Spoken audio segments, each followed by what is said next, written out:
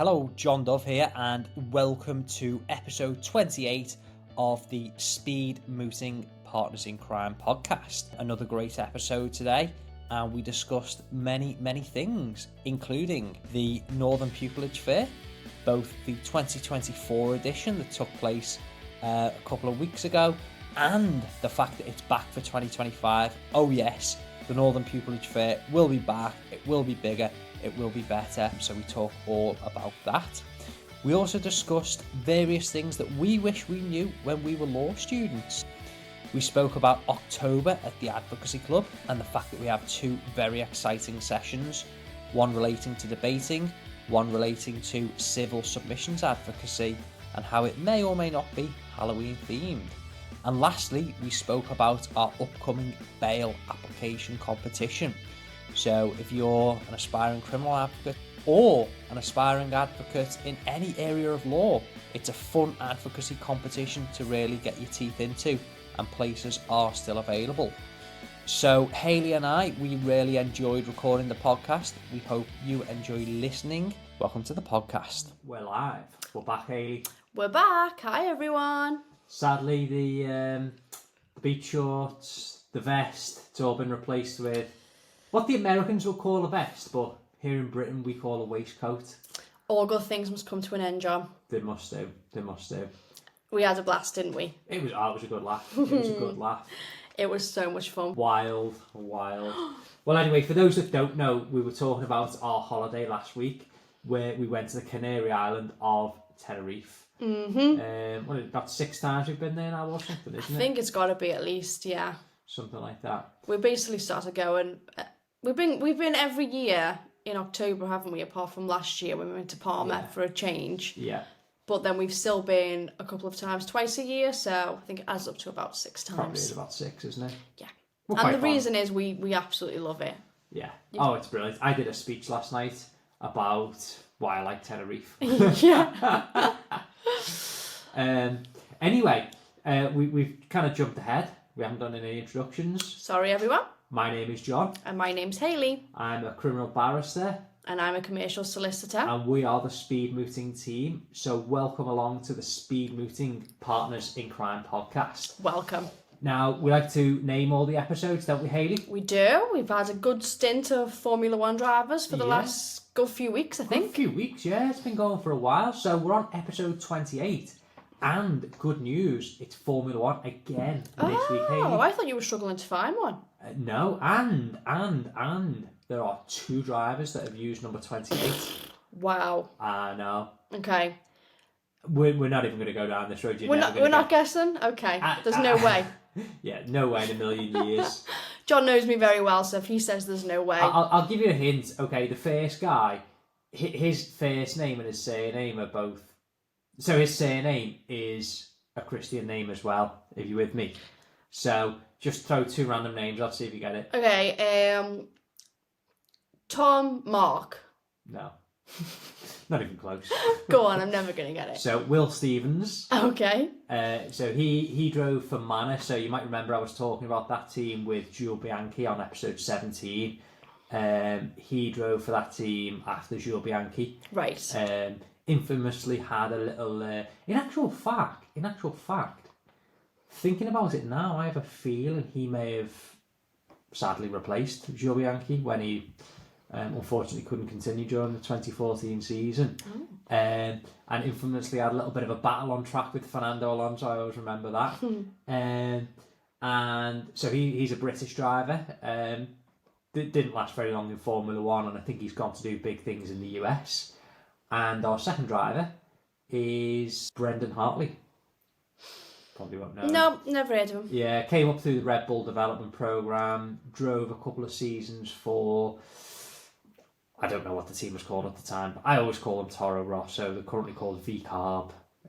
Why do they keep changing the names? It's silly. So I think they changed initially. So it was Toro Rosso, which is Italian for Red Bull. It's an Italian team. They're based in Italy. And so it makes sense. Use the Italian name for Red Bull. Yeah. Then they changed it to AlphaTauri because I think they tried to make a fashion brand. And I don't think I've seen anyone walking around in AlphaTauri clothing. And then most recently they've changed it to V-Carb. Do you know what that stands for? Vegan carbonation. Not even close.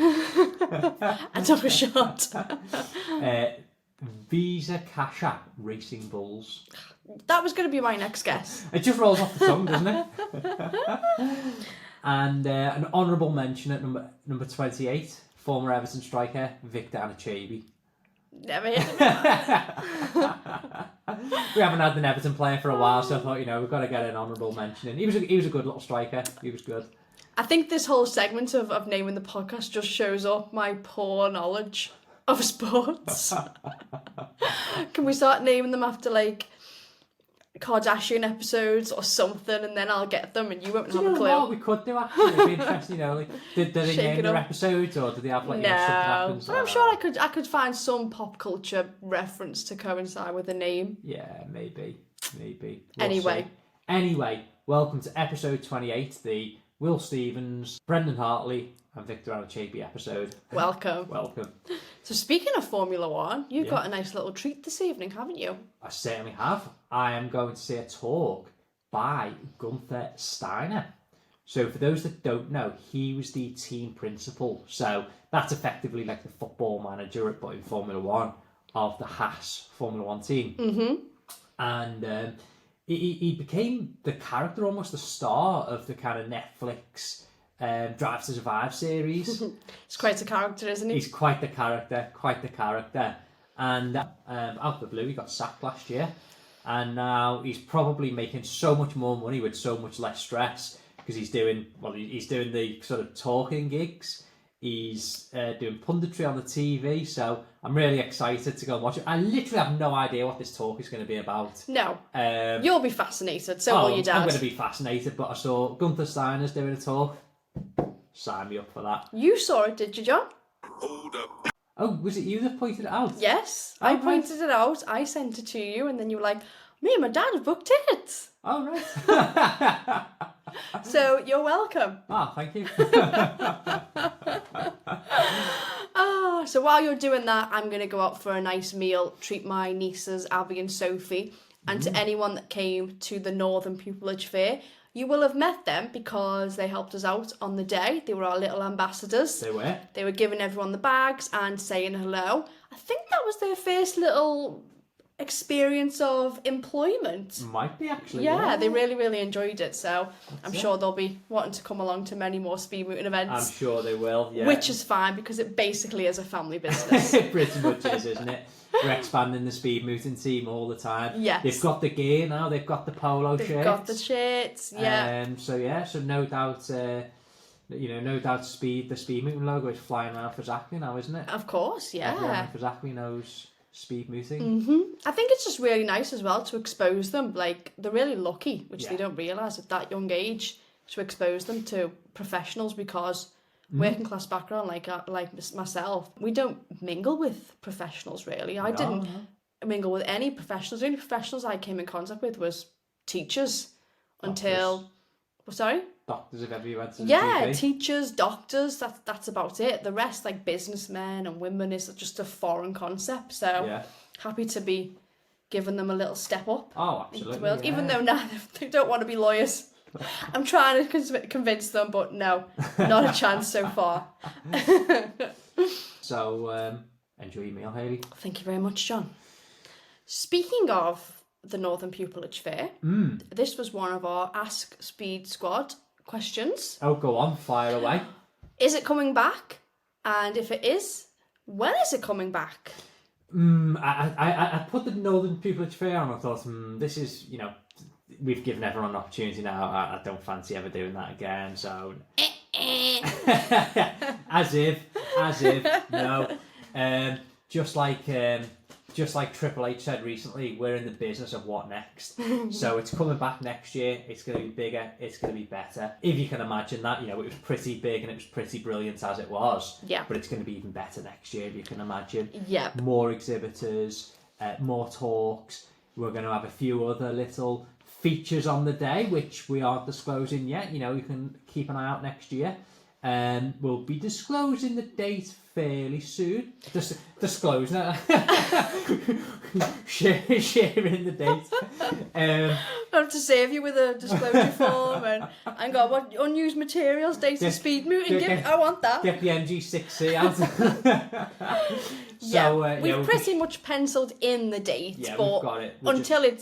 It pretty much is confirmed because we're really tight with the Liner Hotel, aren't we? Yeah. But if we don't confirm the exact date, we'll confirm the time of year. Yeah, all this will be confirmed fairly soon. Yes. But we do have our webpage there for it. Mm-hmm. So it's speedmooting.com/pupillage-fair.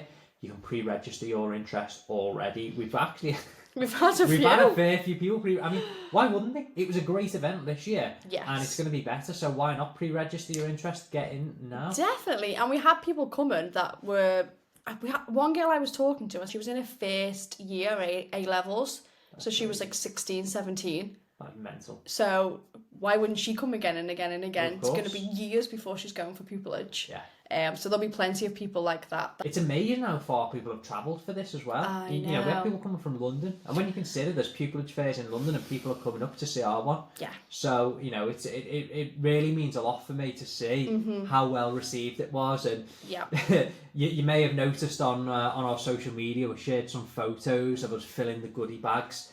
And this very table on which we recorded our podcast, we had me and Hayley and my mum and dad sat around the table, and we had our little system set up for filling the bags. Yep. And it took us 2 nights to do it, and it was amazing just seeing all those bags go. The boxes came home significantly lighter that day. They certainly did. So yeah, as John said, our webpage is live. You can pre-register on that. We've also created a bespoke social media channel on LinkedIn and on Instagram. So follow those pages because that's where we'll be sharing hints, tips, tidbits throughout the year, and also just bits and pieces from this year's as well. So just today, for example, I shared a video that came from the University of Nottingham. So a fair few of their students came down to see us, and they did a really good video on the train home where a handful of them, so Hannah, Beth and Rafay, shared their experiences and gave some advice for future Pupillage Fair attendees. Yeah. So I instantly reached out and said, can I have that please?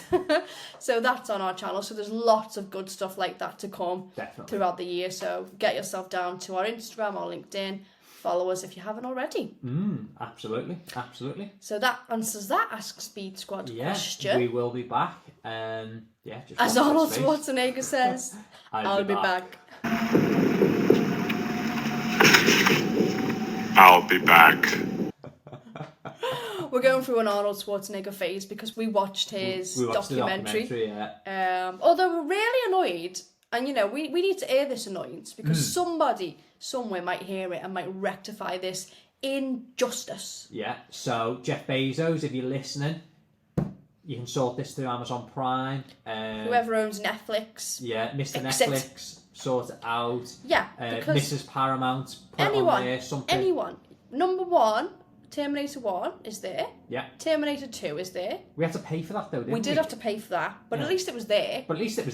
Terminator 3 is not on any streaming channel.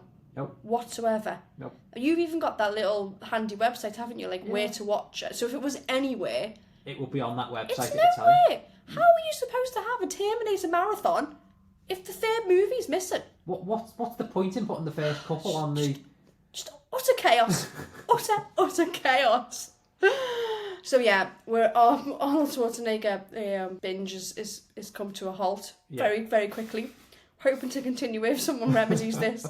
I mean, failing that, we'll have to go to a DVD store and buy it. Yeah, nip down to Blockbuster, I reckon. Yeah, Blockbusters. Yeah. Woolworths. Yeah, get some pick and mix while we're there. Anyway, we digress. Right, let's get back onto what we normally talk about. Yes. So, a nice little segment for us today, John. So, I was sitting reminiscing this morning while I was waiting for you to get back from court. Okay. And I did a little post which is proving quite popular. Yeah. For me, anyway. I mean, it's quite funny because I have... Well, we don't have to give exact numbers, but the number of followers I have, which is... it's quite a healthy, impressive number. John's is like quadruple that. So if I do a post and it's getting, over 40, up to 100, that's like, wow!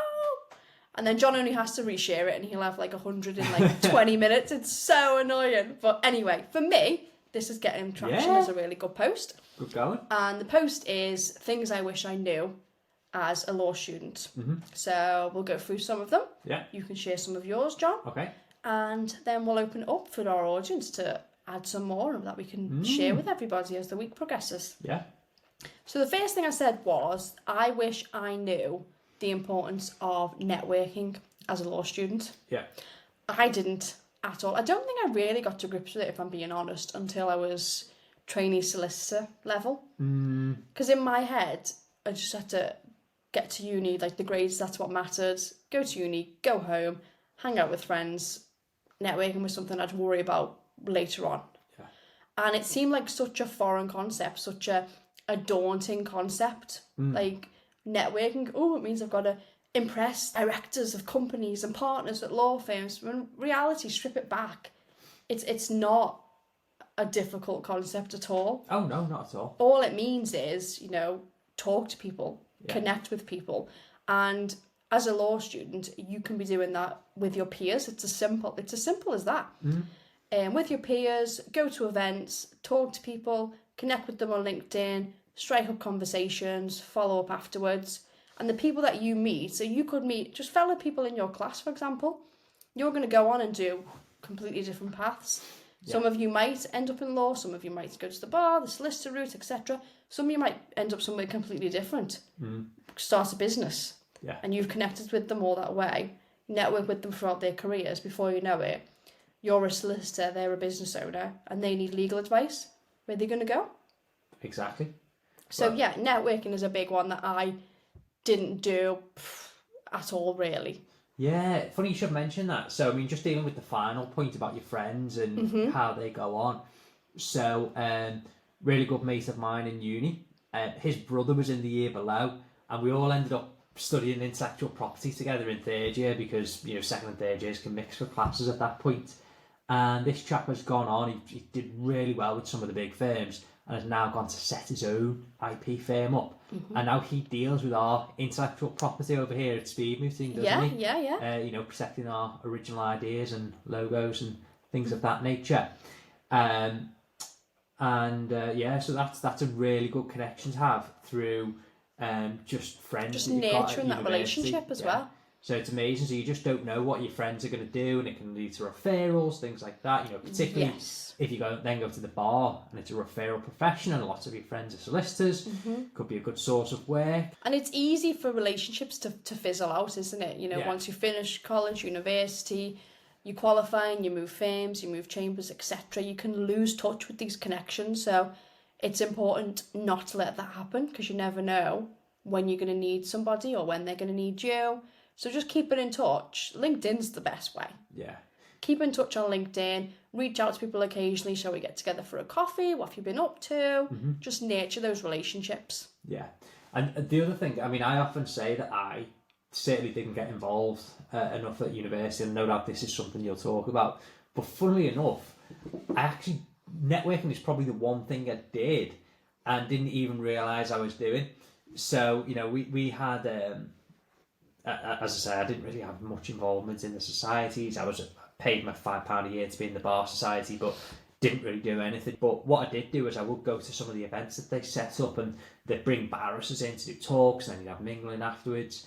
And it was a good way of me speaking to people, connecting with them. And I also used to attend court as well. And I'd do the same thing, we'd... Let's say, there's a brief adjournment in a case and everyone gets kicked out of court. Say there's going to be a bail application in chambers, everyone's kicked out. And when you're in the foyer there, I'd look for a barrister or a solicitor that doesn't look very busy, go over, have a chat. And unbelievably, that actually led to a few work experiences, mini pupillages, things like that. So I was networking without the intention of networking. It just sort of happened. So that's the one thing I actually did. That's brilliant. And you'd be surprised how many opportunities there are for things like that. So, as you say, Hayley, get your face out there, just chat to people. Yeah. And I think, if you do, let's say you get involved, for example, let's say you're in the bar society and you're responsible for setting these events up, and you're the person who has to then ring up chambers, email them, whatever. You then start to build a connection with the admin staff over there. You're getting your face known in those chambers, which is going to help you further down the line. Definitely. So absolutely, networking is crucial, and as you say, so much easier with LinkedIn these days. Yeah, definitely. And just don't be put off thinking it's such a scary prospect. It isn't, as you say, John. It's literally just getting out there and talking to people. Say hello. What's the worst someone's going to tell you? To do one in a less PC way. No one will. No one will. That's the point. Yes. But yeah, you did touch on one of the other things I wish I'd known as a law student, which was to get involved. So I said on my post, I was so focused on external opportunities, so volunteering, trying to get vacation schemes, which, are still really important. But I missed the opportunities that were right there for me at university. So like you said, John, at least you joined your bar society. I didn't even join my law society. If they put on law fairs and stuff, I'd go. But all the socials, I think I still lived in Liverpool and went to Manchester University. In hindsight, should I have moved up there? Probably, because I just wanted to get home. I had a part-time job. I had loads of work to do, so I didn't do lots of socials. I had a small group of friends and we went out together occasionally. But I wasn't growing my circle in any way, shape or form by doing that. So there's so many societies, events you can get involved in, just socials as well. Sports teams, just going out for drinks. There's all kinds available. And as doing that, you're enriching your university experience. And you're also just helping yourself just balance the academic pressures, because there are a lot. Law students put so much pressure on themselves. And so does the legal industry, to be fair, because we all know there's like 20% of jobs versus the qualified people. It's not easy. So, the pressure is justified, but it can be hard to manage. I got shingles during my second year of university, and the doctor was like, it's stress related, you're doing too much, you need to sit at home for 6 weeks. And I was like, I can't, I've got too much work to do. Just take care of yourself. It's more important than anything else. You can't be your best if you're stretching yourself out too thin. And a big part of that is, have a good network of people, socialise, have fun, balances out the hard stuff. And the final thing I said that I wish I'd known is the transition between A levels to university. It's quite a jump, isn't it? So it sounds great. You're completely self-reliant, no one's on your back, nobody's there. Have you done the work? Have you been to the lectures? If you don't turn up, no one's gonna come after you and chase you. Nobody cares. If you don't care, they don't care. So it sounds great, but in reality it means you need to be so much more self-reliant, self-driven. Your time management skills, have got to be on point, otherwise you just can't manage. And it's tough to do when you've never had to do that before. I think the self-reliance thing, it kind of comes down to, well, how driven are you? Do you want success in your law degree or don't you? No, but it's not that simple though, because I was balancing a job at the same time and needed money to get back and forth to Manchester and stuff every day. So sometimes if work, do you want an extra shift? It's like, I could really use the money, but I haven't finished that work. It's it's not just because you're a lazy student. No. I'm not making that point. But there are students have been known to go out party, get hung over midweek, and then miss lectures from that point of view. So sometimes there are other commitments, and I completely take that point. But when it's I could sit at home and I can play Champ Manager rather than... What's Champ Manager? Oh, it's a PC game where you're managing a football team. Well, actually, I say that. I've seen people sit there in lectures on the laptops and play it, and you think, well, what was the point in going in? Yeah. So, I mean, I went to pretty much every lecture. I think I missed 2 lectures throughout my entire 3 years at university, and both with good reason. And there were a couple of reasons for it. I thought, well, I want to do well in my law degree, so let's actually attend the lectures. And number 2, I sort of broke it down financially. So you think about it. So say you've got, I don't know, what is it, 40 weeks worth of lectures during the year? It might not be, but let's just say it is for argument's sake. And we had, I think, probably 8 hours of lectures a week. So quick maths, what's that? That's 320 hours. and you're paying $3,000 a year. So not anymore, but we were in our day. So you work, yeah. So you work it out what you're breaking them down an hour. I'm thinking, I'm not paying for an hour and wasting it. Yeah, but the point, do you know, I know, I get completely what you're saying, and yeah, there is some times when some people might choose it for less noble reasons, let's say, but the point I'm making is if it's quite a shock that all of a sudden, you go from somewhere you have to be to somewhere, if you're not there, nobody cares. If you don't make yourself do it, nobody's going to do it for you. So it's an adjustment, isn't it? Yeah, I think so. I think for me the big shock was the teaching method. So you go from school, well, sixth form school, whatever, where everything's spoon fed. So you go, teacher does the classes, what's in the textbook, write on the board, we'll copy it down. You do your homework, you get your homework marked, all the rest of it. So it's pretty much spoon fed everything, and then you come to exams and you revise. So fairly straightforward.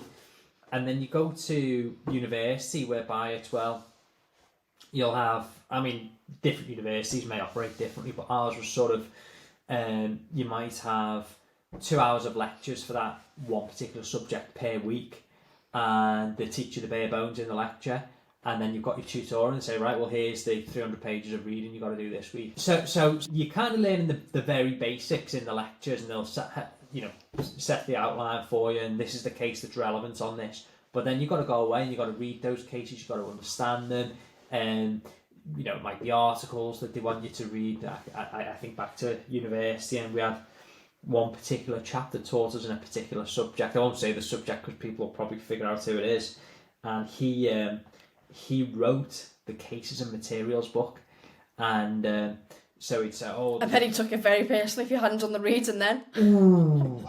So he would always give us the largest reading list. So for his tutorials, he had to do more reading than everyone else's. And he'd ask a question, and if you got it wrong, he would go, right, open your case and materials book, this page, this article. Why have you not read that? and it was funny because he'd sit there and he'd ask a question, and you're thinking, no one's figured this out, and everyone's looking around the room like, who's going to be the first? And someone will be brave enough to offer an answer. No, that's right. So for me, that was the biggest shift. It was going from school, where you pretty much spoon-fed everything, to independent learning, where you go off, you read, you've got to... This is what I'm saying, the independence, the being self-reliant, it's a big, big shift. Yeah, I think so. So we're saying the same thing. Yeah, I think so. I'm saying it's exactly. It's a different style of learning, so you have to get used to it. And I think it took me, a good chunk of first year to get my brain into that kind of... Yeah, so, I was doing the work, agree. but, just to figure out the shift and go about it from that point of view. Yeah. And ultimately, it's I think it's right that you're taught that way, because when you're in practice, that's what happens. Of course it is, yeah. You're coming across new things all the time, laws are always changing, so you've not got a teacher there going, oh, by the way, such and such an act, you're going off, you're given a case in a slightly new area or whatever it might be, you've got to go off and read up on that, familiarise yourself with the law. So it does prepare you for practice, that method of learning, but as you say, it's a shock to the system, and yes, it really caught me off guard. Yeah, definitely. So if anyone here resonates with that, if anyone's just started their first year of university, don't worry, it takes time. You'll learn to manage your time, you'll learn to figure out how to prioritise things, you'll learn the way of the teaching and how it differs. Yeah, so I always think back to one particular subject, and when I was coming to revise at the end of the year, and I'm reading various concepts, and I'm thinking, I can hear the tutor's voice in my head, I can remember the lectures, I can remember him talking about these concepts. So that's a sign of a good tutor, when you're reading it and the lectures are coming back to you. For me, it was always the sterner, scarier lecturers are the ones where you're like, you wouldn't dare show up without having done the prep. Sounds like the one that you're talking about as well, who's the one who's written all the materials. But the scarier ones probably get the best performances out of their students, because you could be asked the question at any time, and you need to know the answer. Oh yeah. I remember a partner of mine when I was at Ewan Mitchell. So he said in old school times the learning was very different. So the lectures were like the seminars. Do you ever watch How to Get Away with Murder?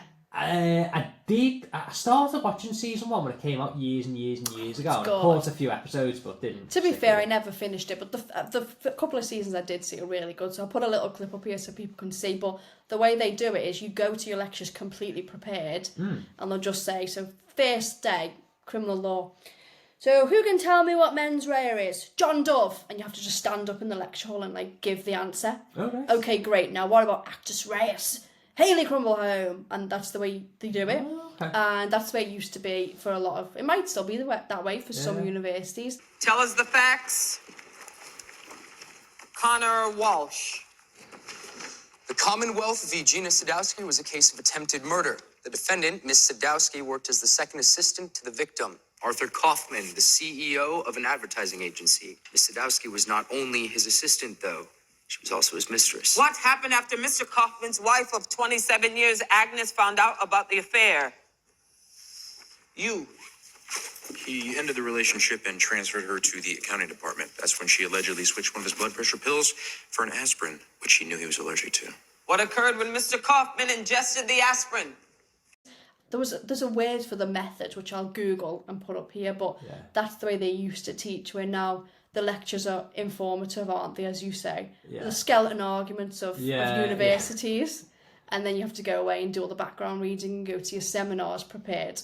Yeah. So, it's interesting. Very, very interesting. But, it really is. Yeah. So to recap, 4 things I wish I'd known as a law student. Networking, how important it is. Getting involved in all your opportunities that university offer you. Look after yourself. Yeah. And it's a shock from A-level to university, and that's okay. Yeah, absolutely. Have you got anything that you would add? Trying to think if I would add anything. So I commented on your post and said, have fun. And I always remember back to Freshers Week, and we had a load of introductory lectures. And I think this must have been it wasn't to do with law, it was just a general lecture. So some of the law students and some of the other schools were invited to listen to this. It was just a general talk about the university experience. And they say to you're going to be in university for 3 years. And he said, so that's about 1,000 days. And he said, it sounds like a long time, that. He says, it'll go before you know about it. And you think about it, when you're 18, 3 years is 1/6 of the time that you've been alive. That's a fairly big chunk, 1/6 of the time that you've been alive. But it goes so fast. Yeah, it does. So, coming back to the things we've said, work hard, do your network and all the rest of it, but also make the most of, enjoying that time as well. When you're in uni, whether you're young or old, it doesn't matter actually, because, we have mature students, and you've got mature students, enjoy your time. Yeah. Enjoy your time. If you could go back to uni and do it again, would you go? Yes, I would. I definitely would.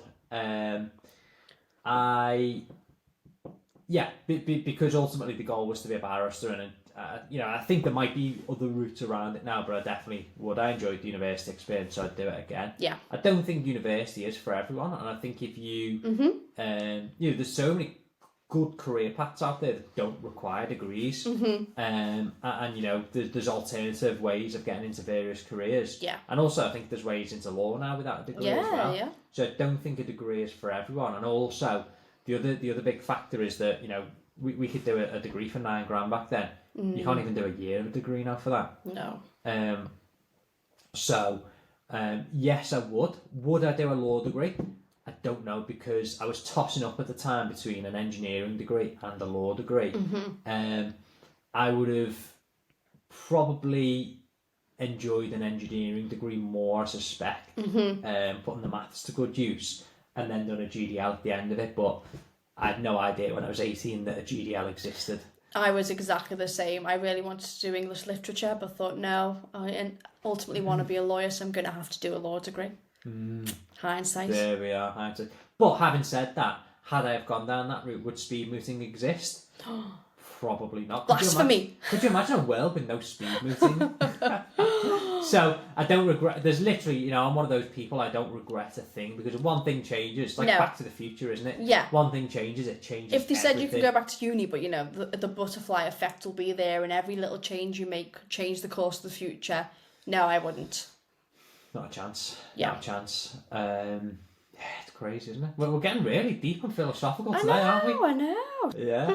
So that was quite a comprehensive answer there about, things that we wish we knew. I hope that's helpful, but I think the thing it stems on from what we were saying there. If you are struggling at university, particularly in your earlier years, do not panic at all. It's one of those things, and the different approach that you take at university compared to sixth form, A level, etc., it clicks at a certain point. Yes. It clicks. So if you're struggling, don't worry. It will come with time. Yeah. It will come. It's normal and it's natural. You've gone through a huge change. There's got to be adjustment, and you'll get there and you'll look back and think, gosh, they were some of the best years of my life. Yeah. Yeah. Have we got anything burning that we need to mention while we're here before we wrap up? We have a bail application competition on the 7th of December. Yep. Over half of the places have gone. It's an online competition. No research, no drafting. Everything's included for you. And it's a fun chance to undertake a piece of criminal advocacy. Yep. It's judged by practitioners. And there's an iPad for the winner. £100 Amazon voucher for the runner-up. What better Christmas present than a bail application? I know, yeah. I mean, you won't even want Christmas after that. You literally. Christmas can't compare. It's just a shame that we've, made it so early in the month. We really should have had it on the 25th of December, shouldn't we? Yeah. Maybe next time. Sorry, everyone. Yeah. So we've got that. And before that, we've got a few advocacy club sessions. Advocacy clubs. What have we got coming up in October, John? So we have a debating session on the 22nd. And we have a civil submission session on the 29th. So any of you sort of civil, commercial, aspiring lawyers, or even if you are in practice doing that type of law, it'll be a great one for you. I mean, we all know that civil is the best type of law. Yeah. Don't we, John? Yeah. Oh, the fun of it. Oh, it is fun. No, to be fair, I think you would have made a really good Chancery barrister. I think I would have done too. I do. I've done a couple of commercial hearings at the bar, haven't I? And, it was interesting. It was fun. I enjoyed it, and I think. But it's not where your heart lies. No, it's. That's very philosophical as well. Yeah, there's just something about crime. Yeah. Yeah. No, it was civil all the way for me. Yeah, as fun as it can be, when you're arguing over, big contracts, multi-million-pound contracts, etc. Some of the concepts you deal with in criminal law, pretty interesting. Yeah. And it's like, it's like I went to a talk years ago, and he said, you're at a dinner party, and someone goes, "Oh, I'm a tax barrister," and someone else says, "Oh, I'm a criminal barrister." Who's going to have everyone chatting to them at the dinner party? I would have been the one who wanted to speak to the business barrister. So there are people out there who want to speak to us. Tell me all about your winding up petitions. Hey, shut up. At Speakers Club last night, we had a guest attend, and he's training to be a finance broker, which that could be, they were tax. It sounds boring. And he was so fascinating. To be fair, he was. We were talking about finance for ages. Yeah, we were actually. Yeah. So, there's interest in every topic. I jest. I know. I'm nothing against civil, commercial, tax law, etc. And it actually is really interesting, to be honest. It's just, I enjoy wearing fancy dress in court. Speaking of fancy dress, should we get everyone to come, dressed up for the 29th of October? Everyone could come in a Halloween costume. Dress up as skeletons. It'll be like the Christmas one, where we were like, everyone wear a Christmas jumper, and I think we had about 4 Christmas jumpers. So it'll just be me and John dressed as pumpkins, and everyone else will be there. Normal. Yeah. Well, I'm officially saying it, if you want to, you're welcome to. Yeah. Fancy dress welcome. Fancy dress welcome anytime, do you know what? Yeah. Why not? Well, we've been talking for a while. We said it was going to be a short one. We do this every time we say it was going to be a short one, but today it was a more than moderate length one, I would say. Yes. I've enjoyed recording this episode, Hayley. Have you enjoyed recording it? I've enjoyed recording it, John. We hope you've enjoyed listening. If you are still listening at this point, give us a comment below and comment fancy dress. And just in case for any reason you aren't following the show on Spotify, Apple Podcasts, etc., or you're not subscribed on YouTube, just check. And if you're not, press that button for us, please. We would really appreciate it. So until next time. Bye.